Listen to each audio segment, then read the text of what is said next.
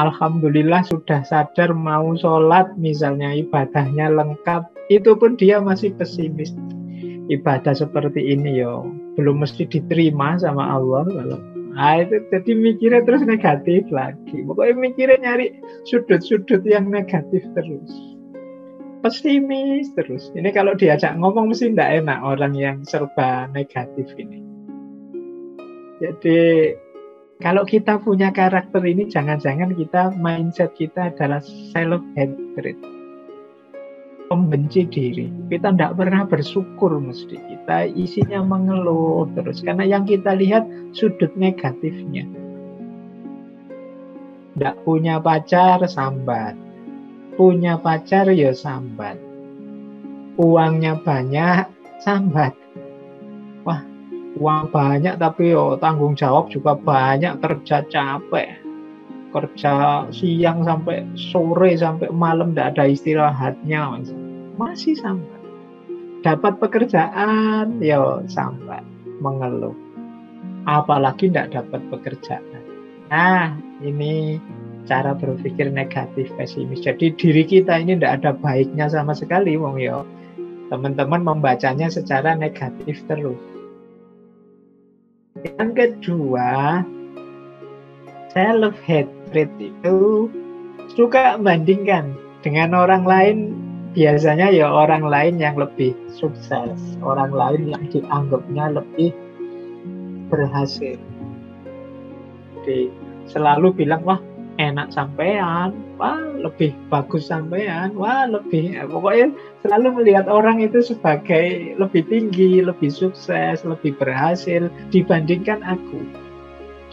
Nah, ini juga self-hatred mindset, cara berpikir yang membenci diri. Pokoknya melihat orang lain itu rasanya enak saja, sementara hidupku ini kok susah terus ya. Nah, ini kemungkinan self-hatred. Kita tidak tahu betapa anugerah Allah pada diri kita ini sebenarnya sangat banyak. Yang ketiga, tidak pede, tidak percaya diri. Nah, kalau ini juga mungkin teman-teman sering ngalami juga. Padahal bisa loh kalau mau. Padahal mungkin saja loh kalau serius. Tapi kita lebih memilih, aku ini apa sih?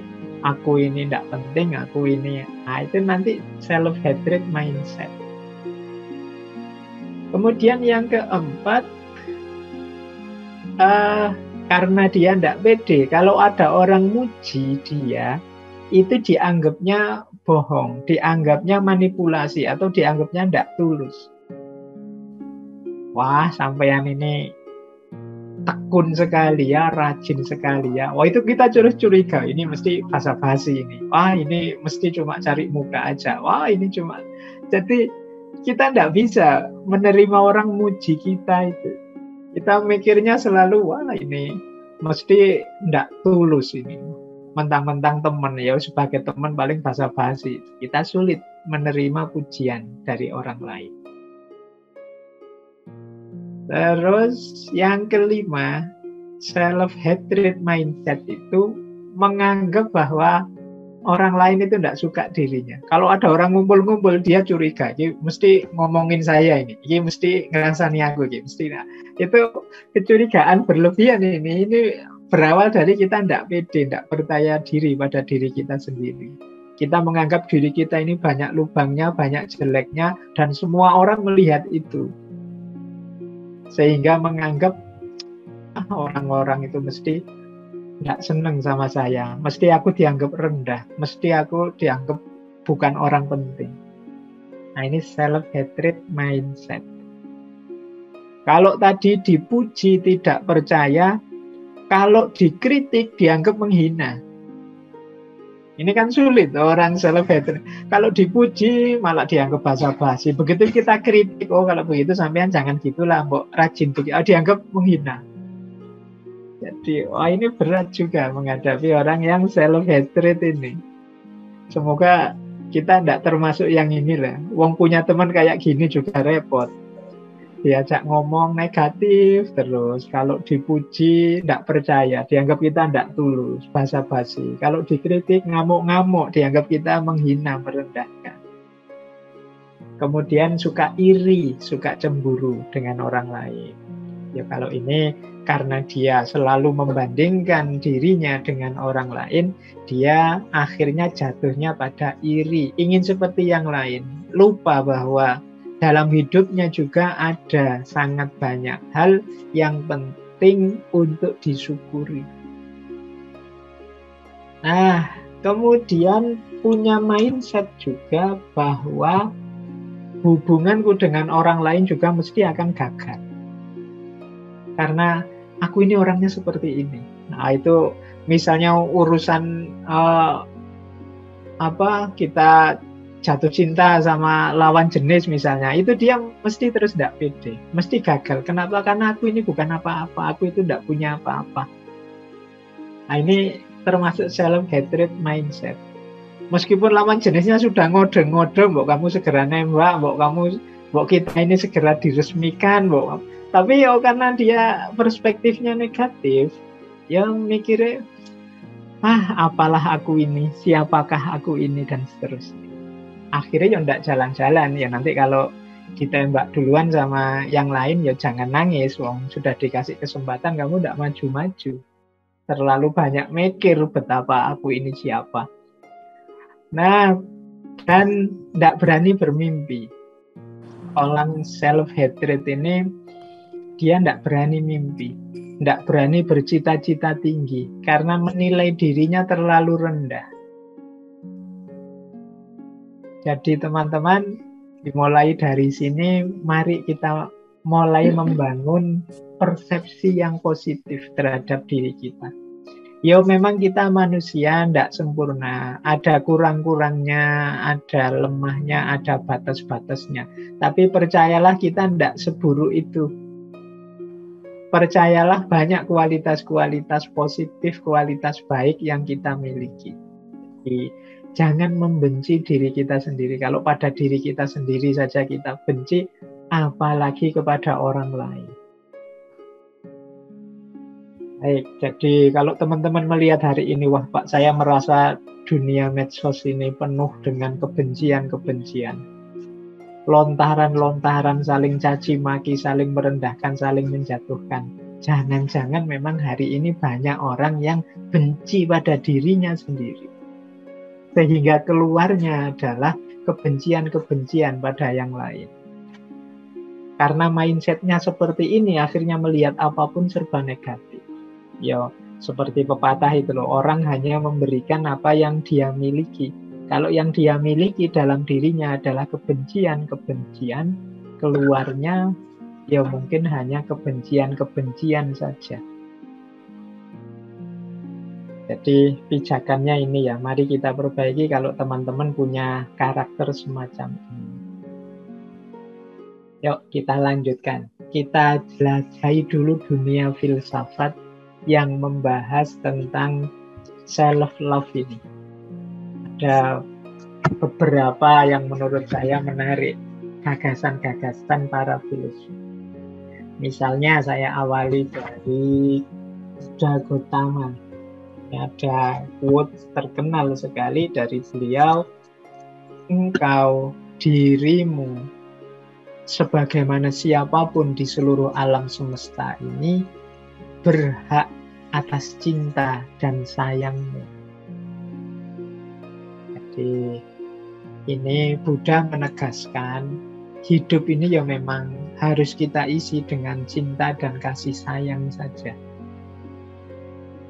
Baik terhadap diri kita maupun terhadap yang lain. Kalau kasih sayang terhadap yang lain kan sudah sangat sering diceramahkan, sudah sangat sering disampaikan. Yang jarang itu untuk kita menyayangi diri kita sendiri. Maka Buddha mengingatkan, engkau juga berhak kok atas kasih sayang dan cinta itu. Kalau kalian siap berkorban apapun untuk yang kalian cintai di luar diri, harusnya kalian juga siap berkorban untuk dirimu sendiri. Untuk kesuksesanmu, untuk keberhasilanmu, untuk kenyamanan hidupmu. Karena engkau juga berhak atas cinta dan kasih sayang itu. Kalau dalam diri kita ada kualitas cinta dan kasih sayang yang luar biasa, Mosok ya hanya kita kasih ke orang lain, tidak kita nikmati juga untuk diri kita. Bukankah seandainya ini makanan yang sangat bergizi? Jadi harusnya ya tidak hanya kita bagi ke orang lain, tapi juga kita arahkan untuk diri kita sendiri, karena kita juga berhak. Jadi ini dari yang pertama. Yang kedua misalnya dari Thich Nhat Hanh. Ini beliau ini biksu Zen Buddhisme dari Vietnam yang tinggalnya di pedesaan Perancis. Kata beliau, mencintai diri sendiri adalah fondasi untuk mencintai orang lain. Nah ini, kalau ini mungkin teman-teman sudah paham ya maksudnya. Tidak mungkin kita bisa mencintai orang lain tanpa kita mencintai diri sendiri. Yang ketiga, dari Osho. Saya dulu pernah janji untuk bahas tokoh. Beliau ini mistikus dari India. Punya gerakan mistik namanya gerakan Rajneesh. Beliau ini nama lengkapnya Begawan Sri Rajneesh. Biasa dipanggil Osho. Gagasan-gagasan spiritualitas mistiknya luar biasa. Nanti kita cari momen untuk membahas beliau secara khusus. Nah ini beliau mengingatkan kita, hargai dirimu sendiri, cintai dirimu sendiri, karena tidak pernah ada orang sepertimu dan tidak akan pernah ada lagi. Jadi kalimat ini mengingatkan kita, yuk kita bangga dengan diri kita. Kita sadari keunikan kita. Kita ini juga ciptaannya Allah loh. Karya Allah. Tidak ada yang sia-sia ciptaannya Allah itu. Semuanya istimewa. Maka untuk membangun self-love tadi, mari dicintai diri kita sendiri. Mengapa dicintai? Diri kita ini istimewa. Tidak ada orang kayak kita ini. Ya teman-teman boleh keluar nyari, opo ada orang kembar kayak saya. Tidak akan nemu.